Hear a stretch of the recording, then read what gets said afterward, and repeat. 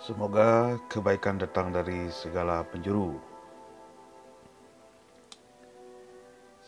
Selamat berjumpa lagi buat kita bersama. Pada kesempatan ini saya ingin melanjutkan materi kita terkait dengan ilmu administrasi negara. Saudara-saudara sekalian, mungkin saudara-saudara tidak asing mendengar istilah manajemen. Kemudian tidak asing juga mengenal istilah birokrasi. Ilmu administrasi negara sangat erat hubungannya dengan manajemen dan birokrasi. Ada beberapa asumsi dasar yang mungkin dapat kita untuk mempersamakan persepsi untuk lebih membuka pemahaman kita terkait dengan ilmu administrasi negara. Saudara-saudara, organisasi dan manajemen tidak dapat dipisahkan. Seperti dua muka pada sekeping mata uang logam. Jika organisasi merupakan penampilan strukturnya, aspek statisnya, dan wajah fungsinya, aspek dinamisnya ditampilkan dalam istilah manajemen. Struktur organisasi administrasi adalah kerangka kerjasama atas dasar pembagian kerja yang menentukan wewenang, tugas, serta kegiatan orang-orang dalam rangka kesatuan arah dan tujuan. Mari kita mengingat lagi ke belakang ketika kita memahami ilmu administrasi. Salah satu unsur organisasi adalah adanya tujuan.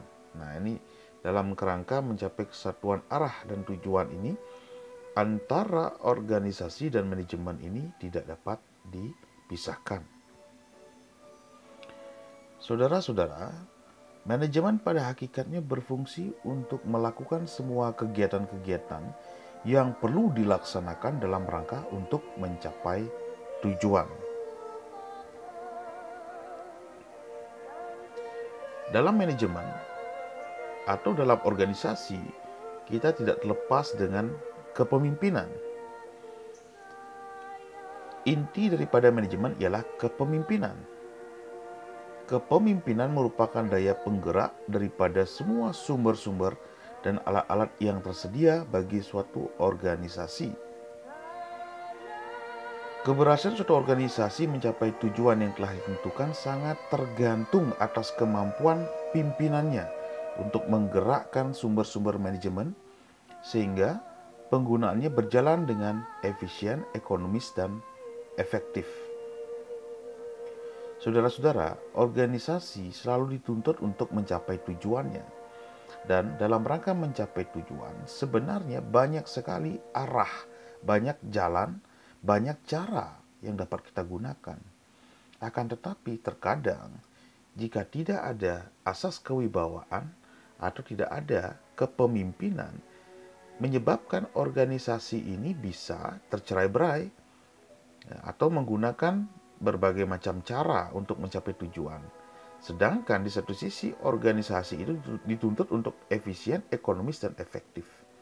Nah, sehingga dibutuhkanlah kepemimpinan yang dapat mengkaji keseluruhan potensi-potensi atau prediksi-prediksi kira-kira jalan mana, cara apa yang dipergunakan untuk mencapai tujuan seefisien mungkin, seekonomis mungkin, dan seefektif mungkin. Saudara-saudara, manajemen adalah pemanfaatan sumber-sumber yang tersedia atau yang berpotensial dalam pencapaian tujuan. Manajemen juga dikatakan sebagai merupakan suatu proses rangkaian kegiatan yang berupa penggerakan orang-orang dan pengerahan fasilitas kerja agar tujuan kerjasama tercapai. Manajemen juga ada yang menyebutkan sebagai suatu rangkaian tindakan dengan maksud untuk mencapai hubungan kerjasama yang rasional dalam suatu sistem administrasi. Manajemen adalah proses memimpin dan melancarkan pekerjaan dari orang-orang yang terorganisir secara formal sebagai kelompok untuk memperoleh tujuan yang diinginkan. Kepemimpinan atau leadership adalah kemampuan seseorang untuk memerintah atau menguasai orang banyak. Nah, hal-hal ini nanti saudara dapat pelajari bagaimana suatu demokrasi, ya, proses demokrasi dari, oleh, untuk rakyat. Nah, sebagaimana yang mungkin sering kita dengarkan, pada akhirnya proses demokrasi ini akan memilih seorang leader. Sebagai contoh, memilih seorang presiden. Nah, tentu saja proses demokrasi ini yang awalnya dari kelompok-kelompok tertentu memiliki berbagai cara, memiliki berbagai mekanisme untuk mencapai suatu tujuan, pada akhirnya harus berkompetisi, pada akhirnya harus melalui proses demokrasi, sehingga ditemukanlah atau ditentukanlah salah satu pemimpin yang digunakan untuk atau diikuti, atau visi misinya tersebut dijalankan untuk mencapai suatu tujuan. Mudah-mudahan dengan kita mulai mengupas perlahan-perlahan tentang ilmu administrasi negara, saudara-saudara semakin konkret memahami ilmu administrasi negara.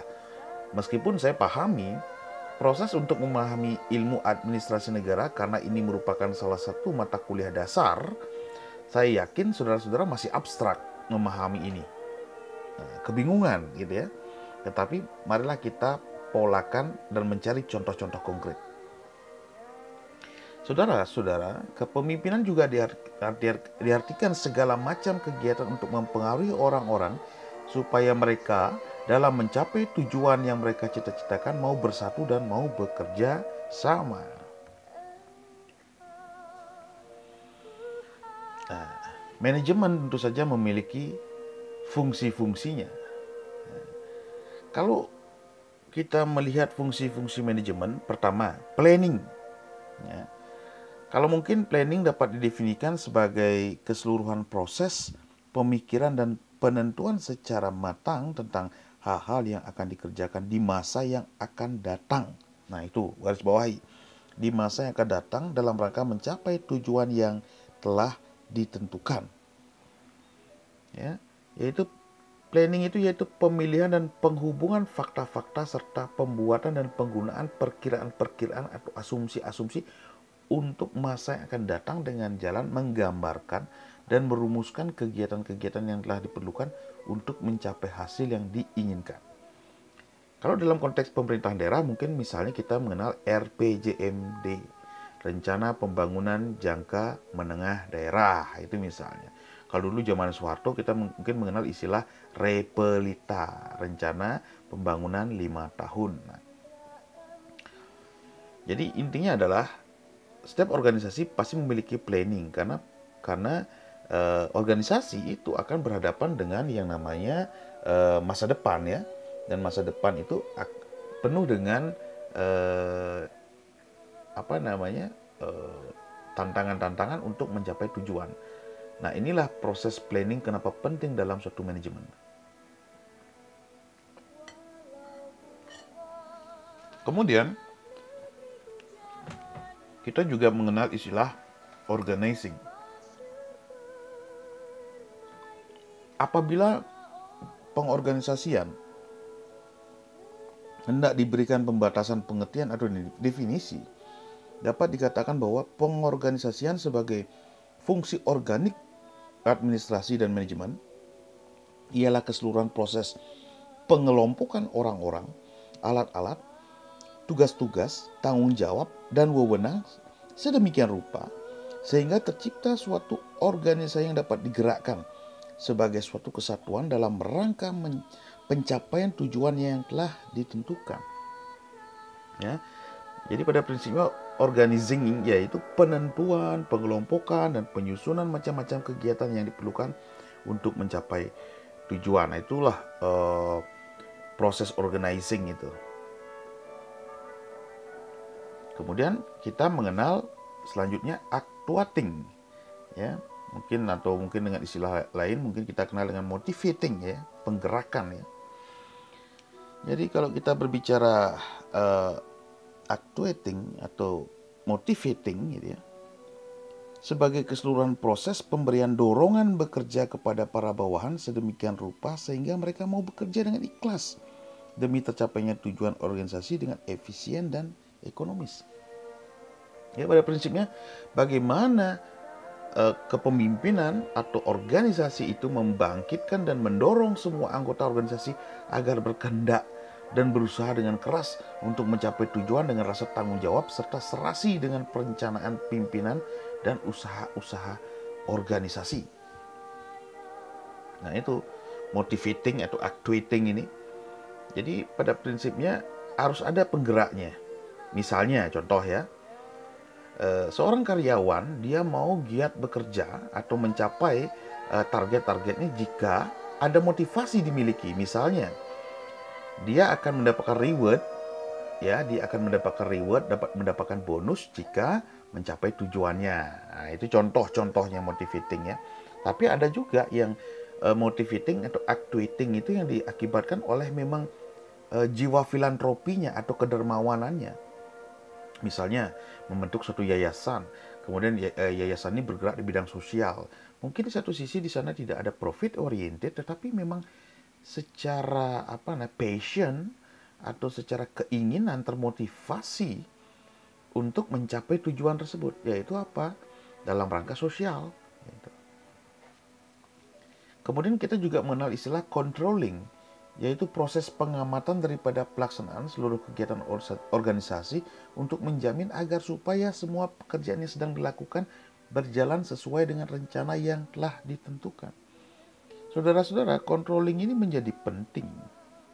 Kenapa kita katakan menjadi sangat penting? Karena controlling ini ibaratnya itu adalah memberikan frame, memberikan batasan, kemudian ketika ada suatu anggota organisasi ini melenceng, itu harus diluruskan. Nah, inilah proses controlling ini, sehingga tujuan yang ingin dituju itu tercapai tepat sasaran, tepat waktu. Nah, itu.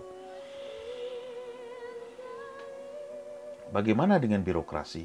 Mungkin kita tidak jarang mendengar istilah birokrasi, bahkan ada istilahnya birokrasi kompleks. Jadi birokrasi itu kenapa seolah-olah birokrasi itu membuat segala sesuatu menjadi rumit, segala sesuatu menjadi sangat susah, menjadi atau mungkin kita pernah dengar istilah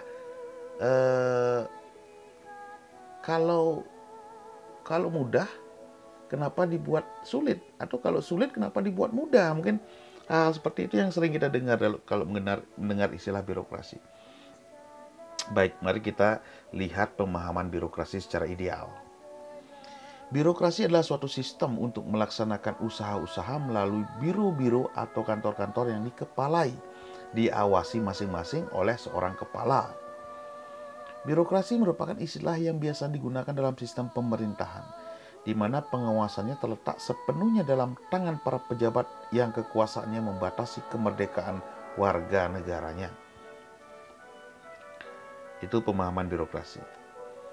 Birokrasi adalah para administrator yang melaksanakan hukum-hukum atau aturan-aturan dan kebijaksanaan-kebijaksanaan pemerintah. Nah, ada juga yang memberikan pandangan bahwa birokrasi adalah suatu susunan jabatan yang bertingkat-tingkat dengan pengangkatan yang merdeka pada orang-orang yang ahli pada jabatan-jabatan yang tepat dan kekuasaan ditetapkan dengan teliti. Nah, kalau ini mungkin saya bisa kasih contoh. Negara kita ada presiden. Di presiden pun ada wakil presiden.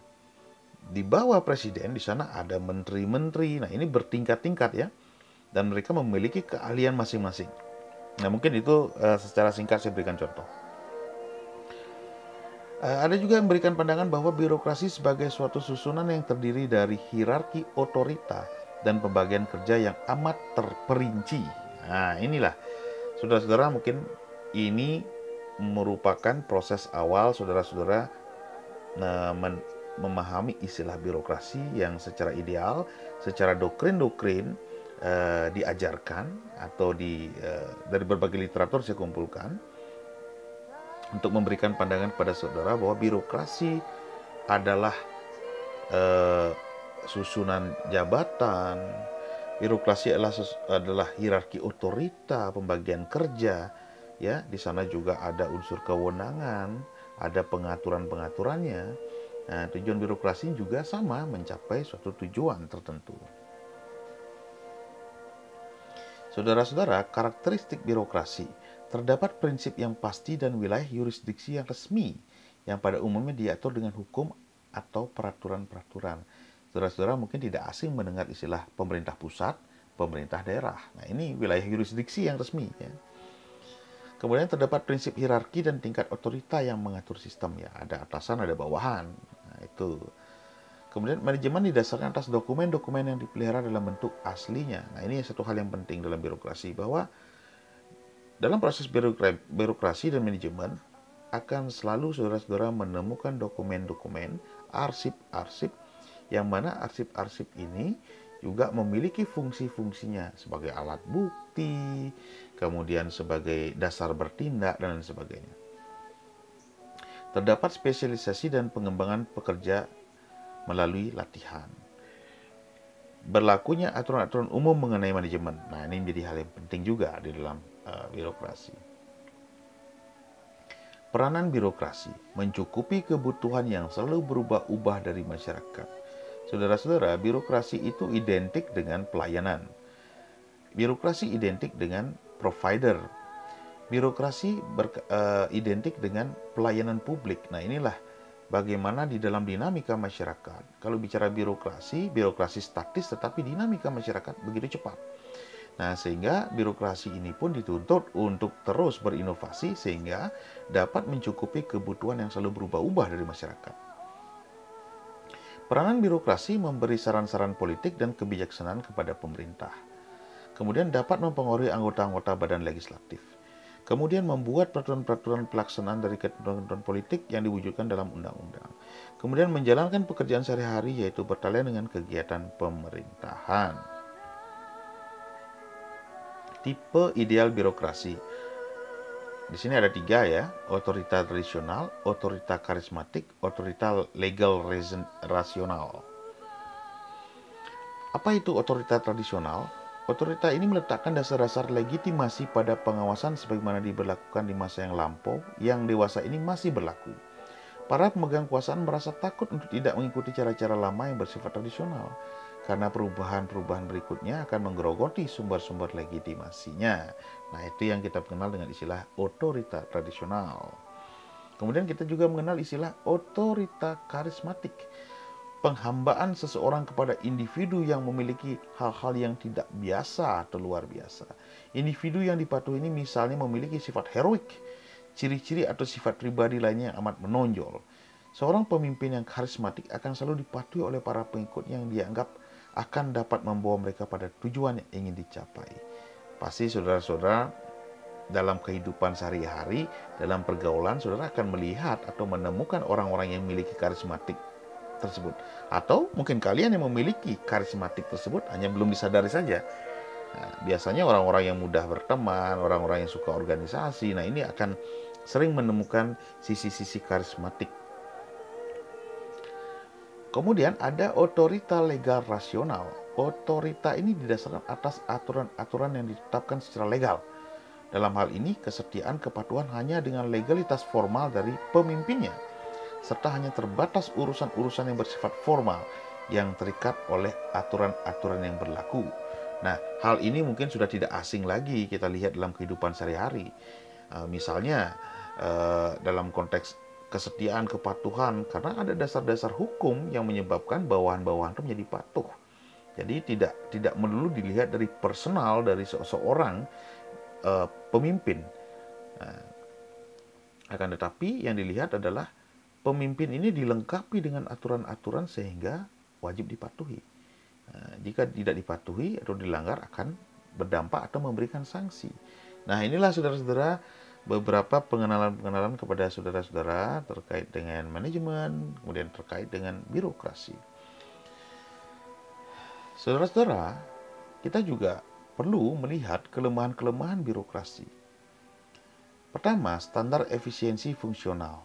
Dengan maksud untuk menghindari birokrasi tidak efisien, kacau balau, berbelit-belit, maka perlu adanya suatu standar yang dapat dipergunakan untuk mengukur tingkat pencapaian efisiensi secara fungsional.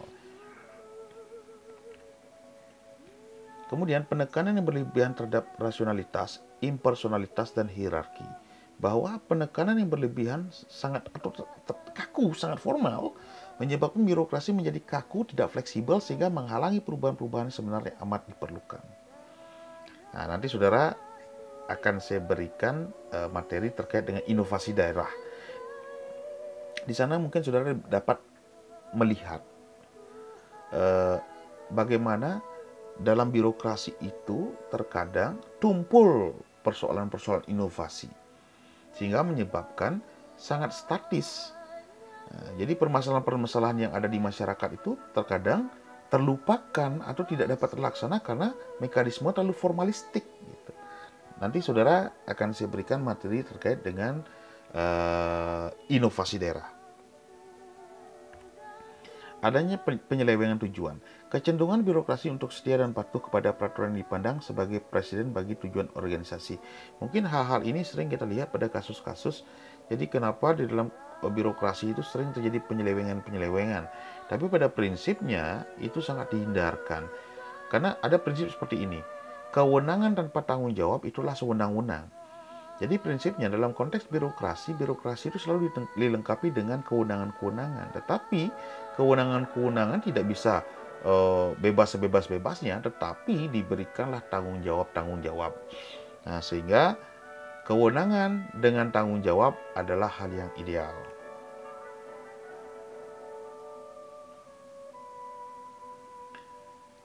Pita merah, red type.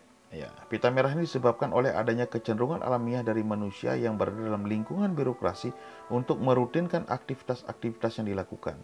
Pita merah adalah suatu istilah yang dimaksudkan untuk menunjukkan adanya prosedur-prosedur birokratik yang mempunyai ciri ketaatan mekanis pada peraturan, formalitas yang berlebihan. Konsep pita merah ini memberikan ekspresi yang negatif yang akan mempengaruhi birokrasi. Nah, demikian saudara-saudara pemaparan saya terkait dengan materi manajemen dan birokrasi. Saudara-saudara, saya yakin perlahan-perlahan saudara-saudara akan melihat sisi konkretnya jika saudara-saudara mencoba memahami materi-materi yang saya berikan ini, kemudian saudara lihat, refleksikan pada kehidupan sehari-hari atau pada kasus-kasus tertentu, atau Anda melihat bagaimana struktur manajemen dan birokrasi, baik misalnya perusahaan, kemudian pemerintahan daerah. Nah, saudara lambat laun akan memahami, oh ternyata begini proses birokrasi dan manajemen.